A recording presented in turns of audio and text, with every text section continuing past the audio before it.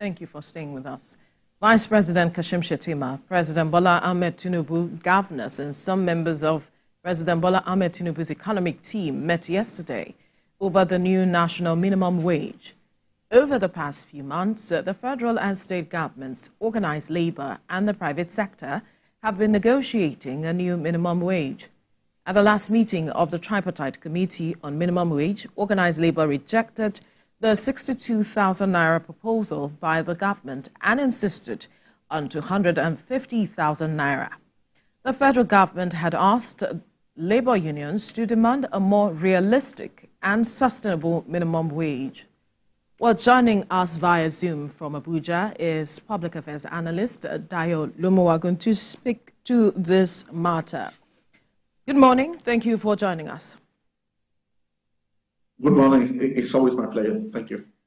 Now, we saw that the president decided to be part of the NEC meeting with the governors, a meeting that is usually chaired by the vice president, so as to find perhaps a lasting solution to this conversation around the minimum wage.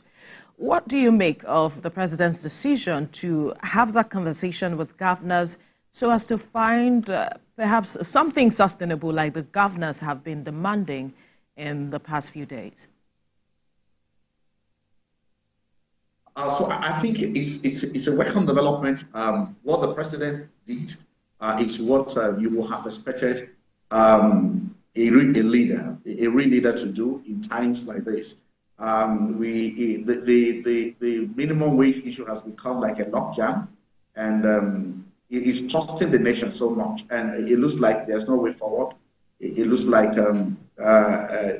enough compromises are not being made from different parties, and so you expect the president to somehow wait and see whether he can talk to the parties, especially the governors who are in the middle of all of this. I mean, because they are the one who is going to pay, who will be paying the salaries at the end.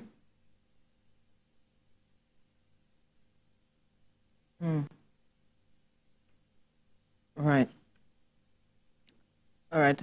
Dayo, I'm certain that network would be nice this morning, but this matter of the president having this conversation is with the governors is something that some Nigerians have been talking about. Like he rightly mentioned, that it was the right step to take. All right, we hear he is back. The question I'm going to ask you now, Dayo, if you can hear me, is there are those who are asking, does the president necessarily have to be a part of this meeting when the governors know they have a responsibility to their people?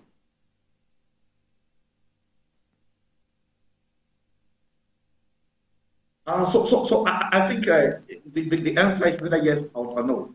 I think in the circumstance that we are, and it's important. I mean, it's cost the country a lot, and if it's somehow not resolved, then I'm not sure we're moving forward as a country. So if the president we go out of his way as an essential to the rule to say, let's see, and that does not mean that the vice president is not competent. It does not mean that the vice president cannot resolve it. But sometimes in the process of dialogue, you may need to come down from wherever you are to still talk to your people. Yes, we say the governors are the representative of their people. That's all right. And if the president may have to be in that meeting to remind them their duty to their people, I think it's not out of place. What is important is that somehow this issue of minimum wage is resolved and the country can make progress. Workers can work and productivity can go up in Nigeria. So I don't think the president has erred by doing this. And I don't think in any way the office of the vice president has disliked it. All right, but in all of this, how can the country make progress and we continue doing what we have to do when the governors are proposing 62,000 naira and Labour is proposing 250,000 naira down from about 400,000 naira? How do we marry both this so that we have a harmonious relationship? Because Labour has come out to say this is not what we want. But in the long run, it has to do with what the president and the Senate will have to pass as minimum wage. How can we marry both demands to ensure a harmonious relationship? I think, like I mentioned in my initial comment, I don't think both parties has made enough compromises. I think both parties, whether it is the labor union or the governors, I think they can still make some compromises more. Clearly, the 250,000 labor is asking for, if you ask me, in my own opinion, and I don't think we can sustain that now as a country. And I'm not saying that the hardship in the economy is not there, and I'm not saying the labor people, I mean, workers are not going through a lot in the country with inflation everywhere. But to move minimum wage from 30,000, for example, to 250,000, I think that is really, really high. For me, I think labor should still make some compromises to say, look, we are bringing the 250 downward. And the government on the other side should make a further compromise to raise it up a bit. And I'm looking at something that can be gradual. Because in trying to move it to 250,000, that is drastic. We're going to destroy ourselves as a country. The economy is battered already, we're going to destroy it further. So I suggest we have something gradual, a gradual wage increment, which can be agreed. So let's make some increment now, maybe to 80,000, maybe to 100,000, maybe to 150,000. Then after a couple of years, which will be stated and defined, we can look further and make further increments until we think we are able to think that we are fair to labor in Nigeria. So I think that is important. And as we are doing that, what I also think is that the government should come out with more of this social intervention. And I'm glad that yesterday some of this were approved by the president. But at the end of the day, the other question you want to ask is, will it get to the poor man on the street? Will it get to the people that really need this intervention? So the implementation is key, such that while we are pleading for a gradual increment in wages, then all various social intervention as the government has announced, whether in terms of ensuring there's food for the people, whether in terms of reducing the cost of transportation and all of that, they can follow the implementation to letter so that it gets to the people that really need this intervention. So I think it will do that. And also the last thing before I drop that comment, I think the other thing is this issue of agitation for increment came because Naira suddenly fell drastically by over 200, 300%. And so because the disposable income of people, the disposable income can actually buy has gone so low. And that is why this agitation is there. So as we look at all this direction, I think it's also important to make definitive move on how we can enhance the value of Naira, so that whatever little or big or large you collect, you have enough to buy with it and you can satisfy with something. Now, that's a major one, and I believe that the government is also looking in that direction with the measures it's put in place to address the value of the Naira as it is. But the question or the debate has also come up with regards to states beginning to look at how much they can pay themselves as it is based on their resources. There are some governors who are proposing that it should be based on the viability of each state, what they can pay as it is, because if the federal government gives a baseline, some states may not be able to afford that. We know the 30,000 Naira, some states were unable to pay even up till now. And if we are looking at an increase, that might just break, the strength of some states as it is. So what say you to this argument saying states or state governments should look at how viable they are to make their negotiations? You see, I stand to be corrected. But it's also boiled down sometimes to the insensitiveness of some of the state governments. I tell you, when the minimum wage, when it was around 7,500, was being discussed in this nation, some of states say they can't pay. So it does not matter. Even if you say, let us reduce it today, some states will still tell you they can't pay. But the question is, how frugal are the states in their expenses? You see, because if we come back and we hear that billions and billions of Naira... But are we being realistic if we assume all states can pay, that all states have the same pocket as every other state? No, no, so I'm saying, I'm not saying every state has the same pocket. I mean, the same envelope. But I'm saying to the extent that what we agree eventually is reasonable, because like I said, it should be gradual. So it won't hit the state badly. But as it's gradual, within what we think the state will be able to pay. So if the state needs to come down in some of their expenses, if they need to block some leakages, I think it's important. And maybe as we are discussing all of this, now, when it comes to liability, we know how to push it to the state and say, but I think we should really run a federal system of government in Nigeria. We should begin to talk about issue of resource control. I mean, to what extent are we empower the state really to pay? So as we're making this debate, as we're talking about the ability and capacity of the state to pay otherwise, I think the state governors, most of them should be more sensitive to the people. There are some wastages still in the state, and we are not seeing so much infrastructure going on. So where is the money going to? I think we should ask that question. And also, I think the issue of resource control, the issue of true fiscal federalism should be operated in Nigeria, so that at least to some extent, you give the capacity to the state to be able to deliver on their functions. So you're saying that this present system doesn't support wage increase? So I won't say that. So I'm saying, and I insist that there should be gradual increase. In the way people are impoverished in the country because of some recent policies of government, we can't leave people like this and complain that the government is helpless. If the government is helpless, they should go back to their people and let other people go there. So we're saying it should not be drastic, but at least let it be reasonable. And that's why I say both the labor union and the government need to make more compromises. And we are not saying they should pay 250. We are not saying they should pay 200. But I mean, clearly, when we're paying somebody to go and buy a bag of rice per month, and that's the wage we're talking about, I think that is not justified. Then we hear about billions and billions spent on things that you think are not even necessary. So the governors should look inward. How can we reduce the expenses of governance in the state? How can we look at things that are, all those white elephant projects that will not benefit people really? How can we reduce concentration on that and make the labor productive? Something that is reasonable, why at the federal level and as a country, we begin to look at what can the state do more? How can we allow the state to use some of their resources, resource control and all this through federalism, so that state can run at their levels, or then there will be a base that we cannot go down below. We cannot go below, so that people are not impoverished.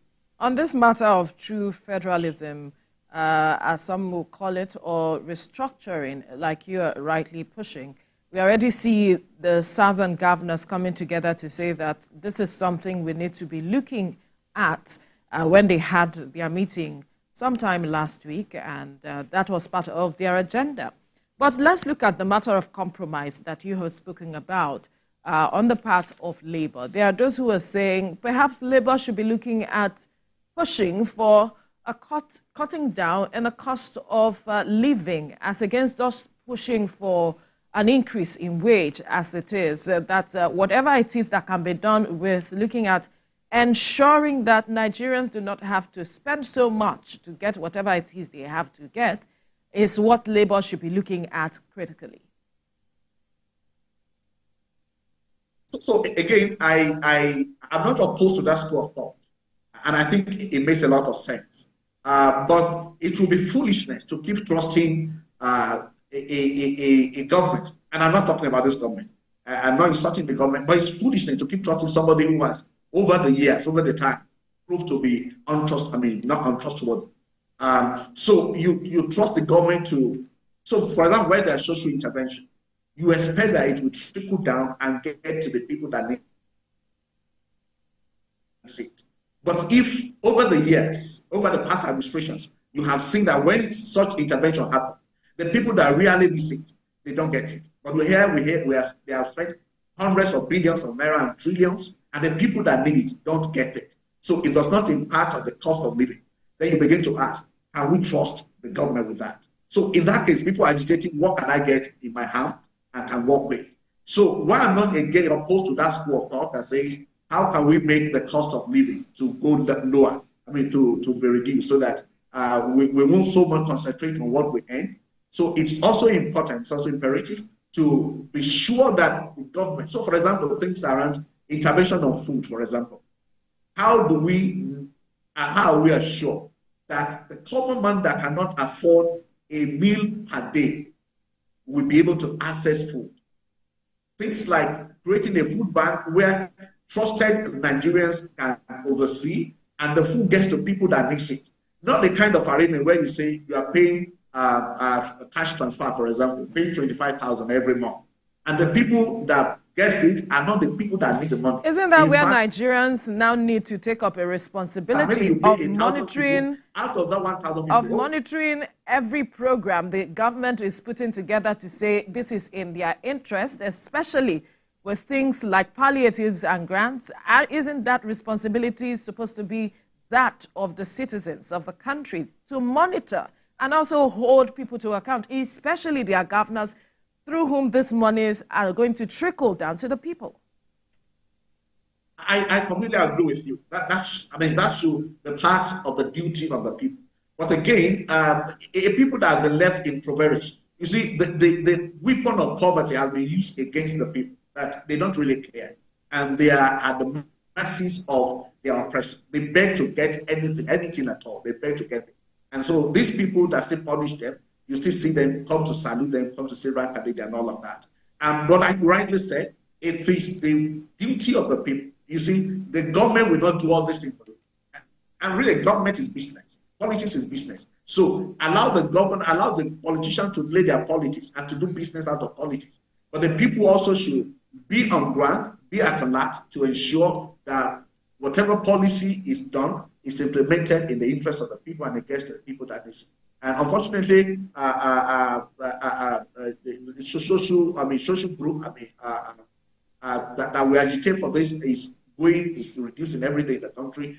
People don't take you serious when you say you really want to fight for the cause of the people.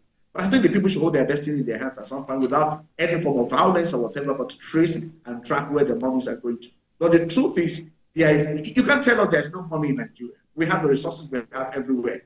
And it's a situation of the money is going, the resources seem to be going to a few, and the generality of the people, they are wallowing in poverty and penury. I'm sorry. I mean, so something needs to be done. We can't leave it to the politicians because politics is business. The people should rise and trace where their monies are going to.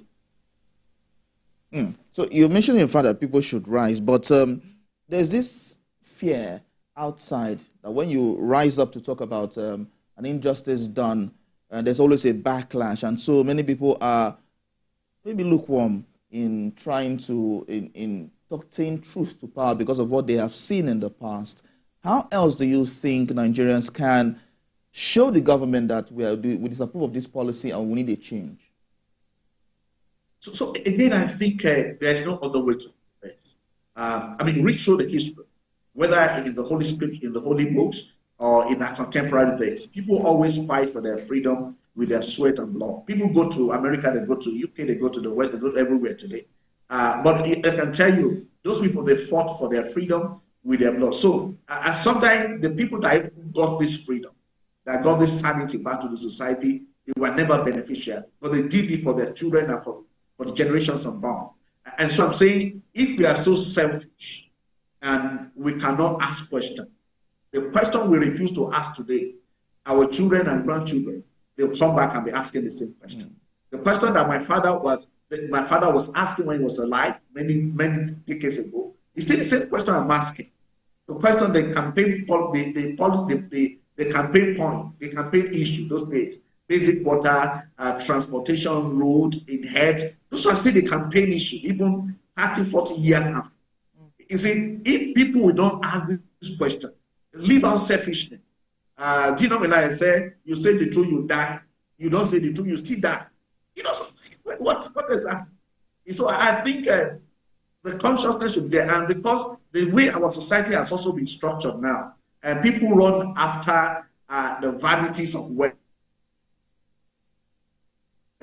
You know, materialism has taken over the society. And people don't ask questions, where did you get your wealth? Where did you get your money? Unlike many years back when people are conscious of who you are in the society. If you have money, we ask you where you get it. And if you're not sure your money is legit or clean, we won't follow you, we won't fall for it. But now everybody just wants to have something. So I think a change in the orientation of Nigerians as to the value of wealth, the true value of wealth, in terms of what are our value system. I think that is important. And also, like I said, if we don't ask questions, politicians are in politics or business. Believe you me, if you say governance, if you say politics, political service to the country, public service should be free or should just be pro bono or something. Just people, 80%, I guarantee, 80-90% of the people who are currently in power will run away. We don't do anything for Nigeria. So it's not about the service, most we know. It's about how do they make money from the money they invest in politics. And so you can't trust them with the welfare of the people. Or the people